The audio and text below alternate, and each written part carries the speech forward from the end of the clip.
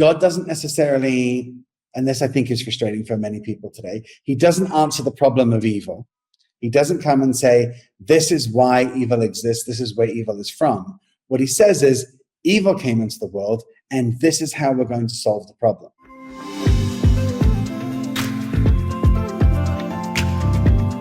Hey friends, welcome back to the channel. We are here with Yoel Ben David once again. Today we'll be talking about how the Torah is still relevant in today's modern world. So Yoel, from my observation and personal experience, many Jews around the world, they go to synagogue, they read from the Siddur, they observe the Sabbath, they keep kosher, have their children bar mitzvahed like I was, send them to Jewish summer camp like I did, wrap tefillin and everything, but have never really read through or even opened the Hebrew Bible, or in Hebrew we call it the Tanakh. Yet you say that the Tanakh and even the Torah itself, the 5 books of Moses, are still important and relevant to us Jewish people and even to all people in today's modern world. Why is that? Well, thank you for asking that, Jeff. It's a really important question. And I think the first thing that is important to all of us is when we come to the Torah is to take a step back and to realize that this is not about just laws. We can often, as Jewish people especially, come to the Torah and think that we're talking about just mitzvahs. And it's not just mitzvahs. It's primarily a story. And it is sort of like a story that brings us into a place where it answers first the question, why am I here? What is this mess that I find myself in? Why is the world the way that it is? Now, God doesn't necessarily, and this I think is frustrating for many people today, he doesn't answer the problem of evil. He doesn't come and say, this is why evil exists, this is where evil is from. What he says is, evil came into the world, and this is how we're going to solve the problem. We're going to do something about it, which I actually find very encouraging. It's not a, let's sit around, everybody gets a glass of whiskey, and let's sip away as we talk about, the philosophical realities of evil. No, he says, this is what we're going to do. And he gets Abraham and Isaac and Jacob, who are by far not perfect people at all, but he starts working with them to build a society that will be the answer to the problems that we see around in the world. Now, what we discover is that the people that he's working with, hashtag Israel, us, are troublesome people. They don't get it a lot of the time. And he begins to work with them, and through laws and through conversations with Moses and through the stories that we encounter along the way, we discover God trying to help us through the struggles and the issues and the difficulties, and trying to encourage us to live a different life. Now, the things that he is saying in the Torah are incredibly important to all of us. And I believe that they're relevant to everybody today. However, what we find difficult is that God is speaking into a world that's very different from the one that we have today. Now, because of the Enlightenment, we think that their differences are because they're just dumber than we are, or they're less evolved, or how could people live in a world where there was slavery, where there was this, where there was that, and we're very quick to judge the ancient world. Mm-hmm. And it takes a little bit of learning to realize that the ancient world wasn't as bad as we thought it is. Right? When we talk about people working as slaves in those days, they were actually working for an employer and getting salaries. So employees, slaves, kind of the same word for the way that they were living back then. Of course, a little different, but essentially the conditions weren't drastically different to the ones that we live in today. They weren't the slaves that we saw in the United States during the slave trade. And then the way that men and women related to each other. That's also a big hurdle for people to get over. Again, it's not exactly what we think it is, but it takes a little bit of jumping into somebody else's culture, allowing yourself to live in their norms, and then from that perspective, see what God is saying into that world.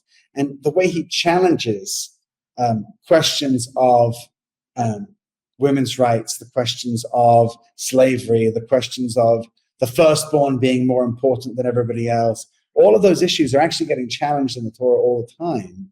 Yeah. Yeah, and I think it's important to make but it takes you have to step over that hurdle.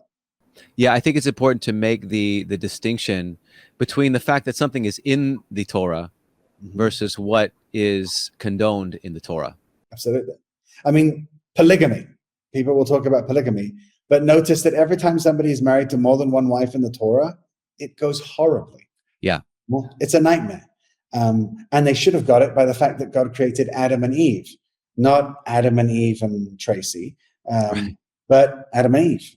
And there is an inherent equality, equality of value, equality of respect, and I think people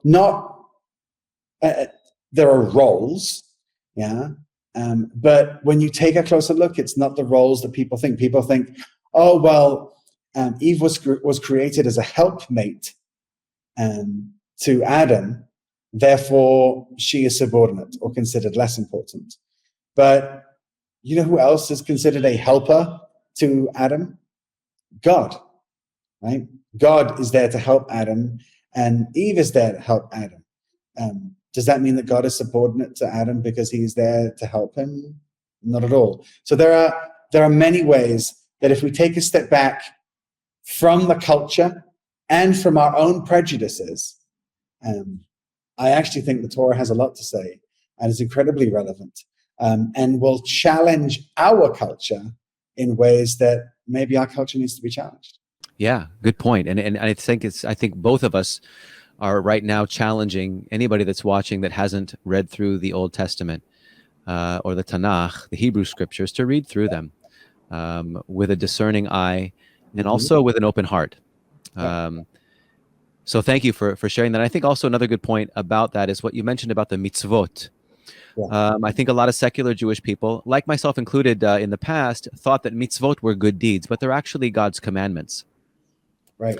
And it's important to distinguish between the two, because I think some people think they're fine by simply doing good deeds.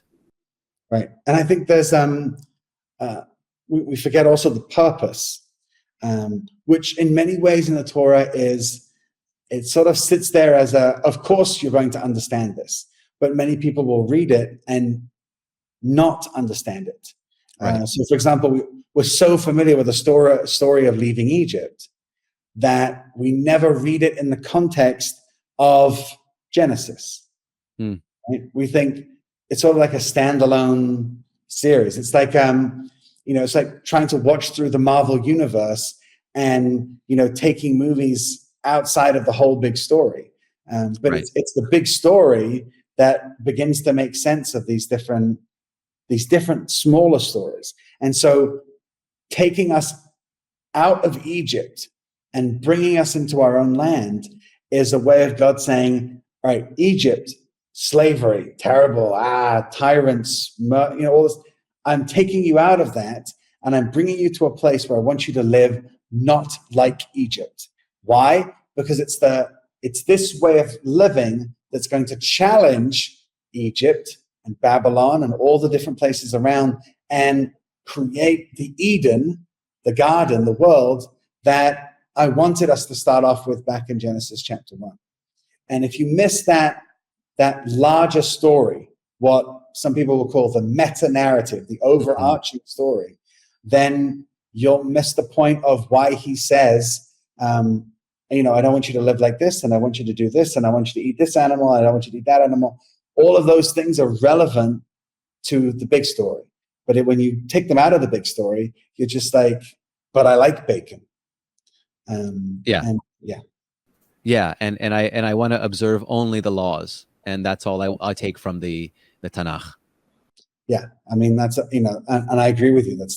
When it's I don't eat bacon, therefore I am a good person and better than you. is also like, then you've misunderstood the point of God taking you out of something and giving you a new life and a new opportunity, right? It's just like, I've given you all this out of my goodness. Why are you flaunting your goodness? You've misunderstood the point of all this. Right. Well, Yoel, thank you so much for your wisdom and your experience here. I really appreciate you having that discussion with me here today. Thank you. Thanks for joining us. You can find information on Yoel down in the description, including his weekly Torah portion videos, which are short, fun, and educational. If you like the video, please give it a thumbs up, and don't forget to subscribe to the channel and follow us on Facebook and Instagram. Links are in the description. If you'd like to chat with us live, you can go to jewsforjesus.org, and may you all find peace and hope in Yeshua.